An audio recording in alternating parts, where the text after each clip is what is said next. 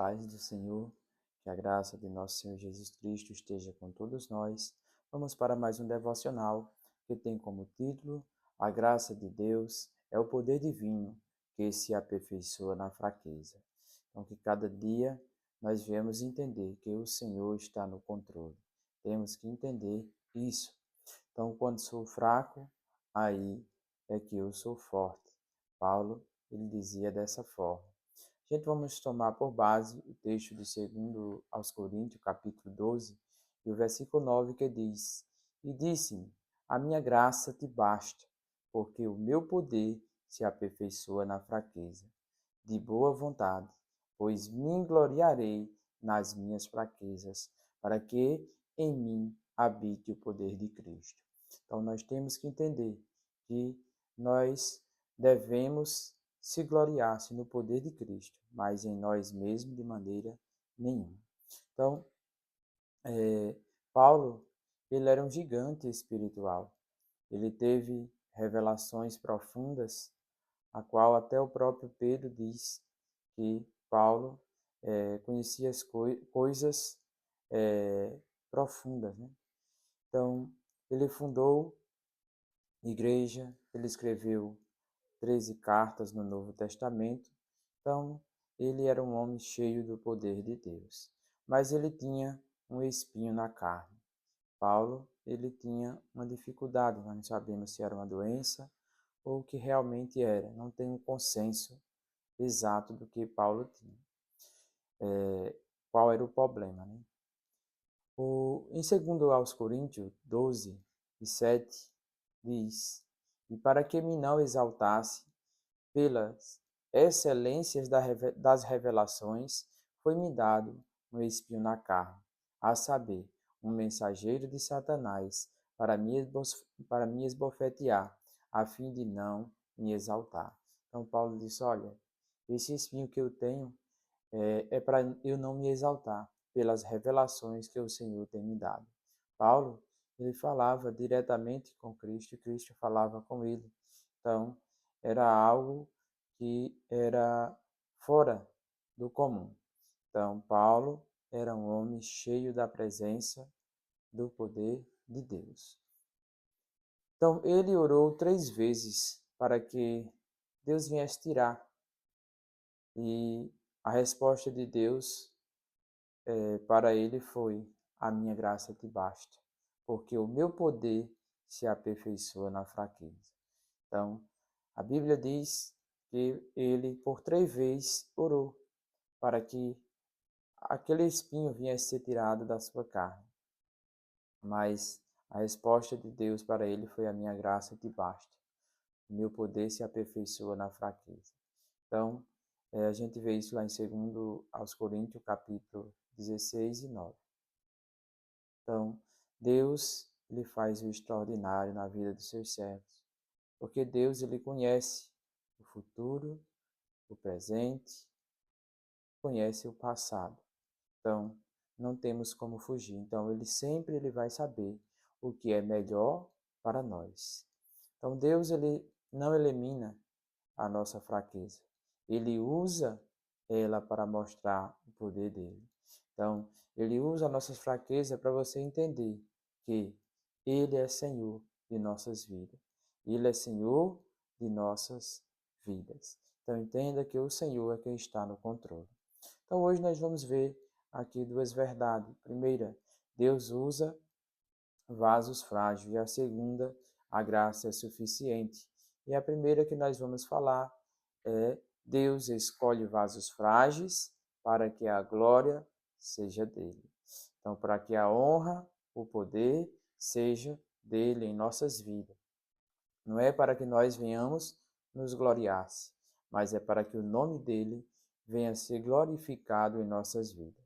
Segundo aos Coríntios, capítulo 4, versículo 7, diz: Temos, porém, este tesouro em vasos de barro, que para que a excelência do poder seja de Deus e não de nós. Então, a excelência, o poder, ele é de Deus, não é nosso. 1 Coríntios 1, 27, parte A, diz: Deus escolheu as coisas loucas do mundo para confundir as sábias. Então, Muitas vezes você olha para alguém e diz: não, isso daí não tem um futuro promissor. E Deus faz uma transformação extraordinária. Deus trabalha da forma que Ele quer. E Ele usa as coisas loucas deste mundo para confundir as sábias. Porque a sabedoria humana, comparada à sabedoria de Deus, não é nada. Então nós temos que entender que Deus ele está no controle de todas as coisas. Paulo, ele foi honesto sobre as suas fraquezas, como a gente vê em 2 aos Coríntios 11, 23 a 27. Então, ele ali ele vai citando as suas fraquezas, que ele diz: sou ministro de Cristo, falo como fora de mim. Eu, ainda mais em trabalho, muito mais em açoites, mais do que eles em prisão, muito mais em perigo de morte. Muitas vezes recebi dos judeus 5 quarentenas de açoite, 5 vezes ele foi açoitado, que era 5 quarentenas menos uma. 3 vezes fui açoitado com varas. Uma vez fui apedrejado, dessa vez ele saiu quase morto.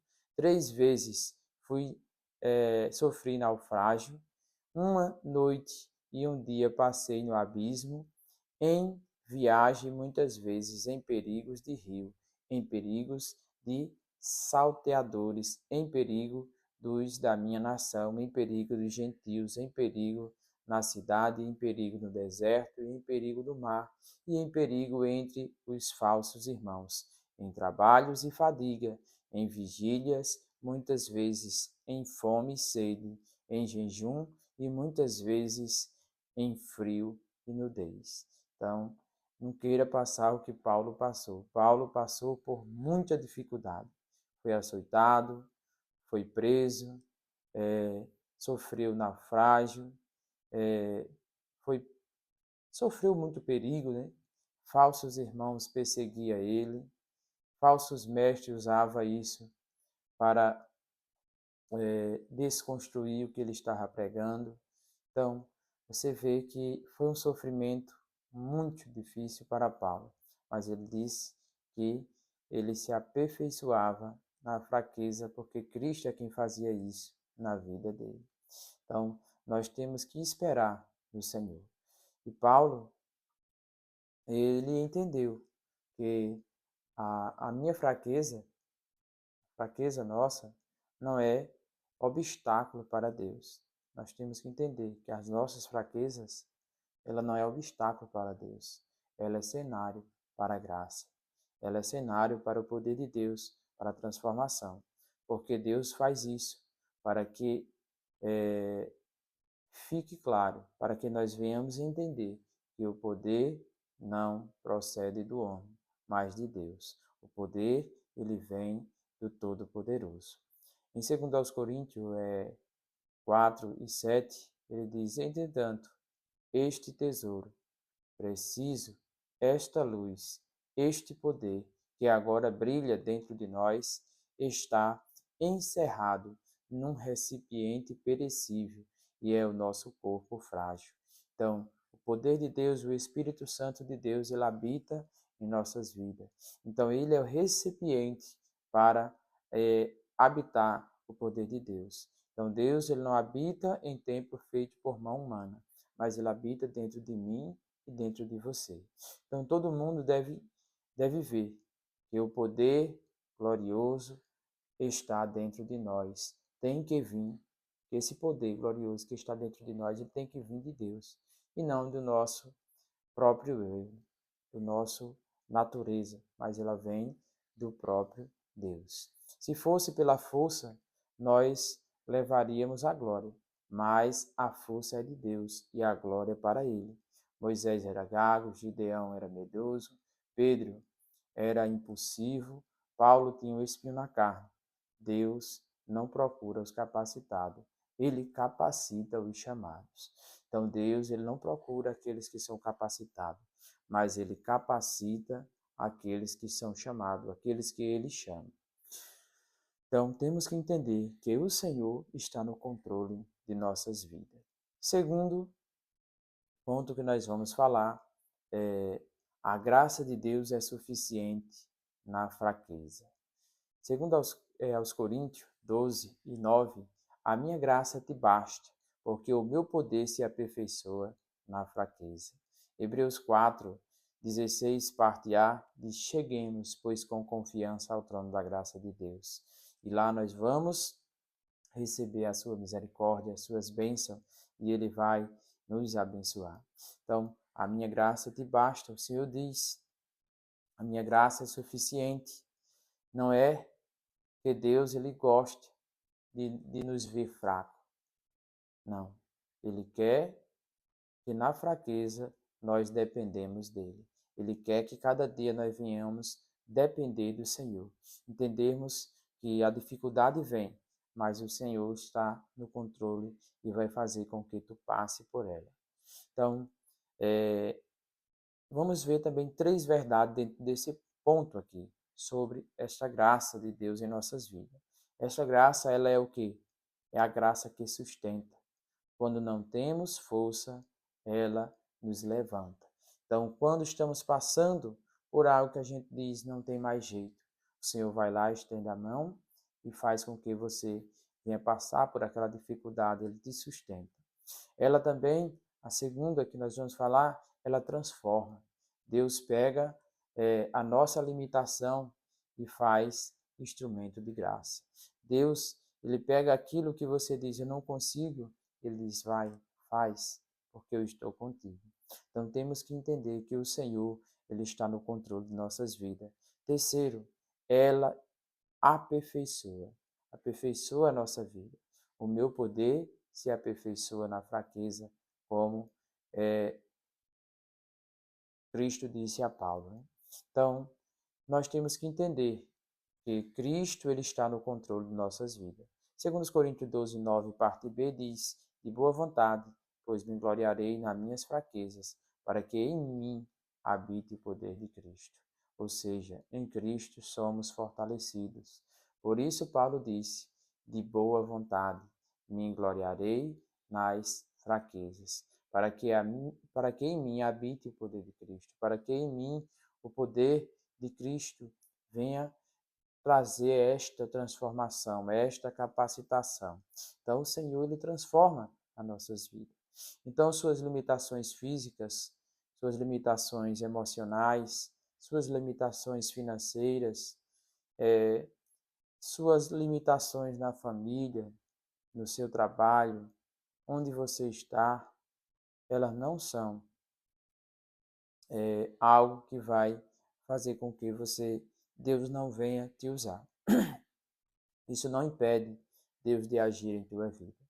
Quando colocamos nossa vida nas mãos dele, ele usa até a nossa dor para edificar a igreja.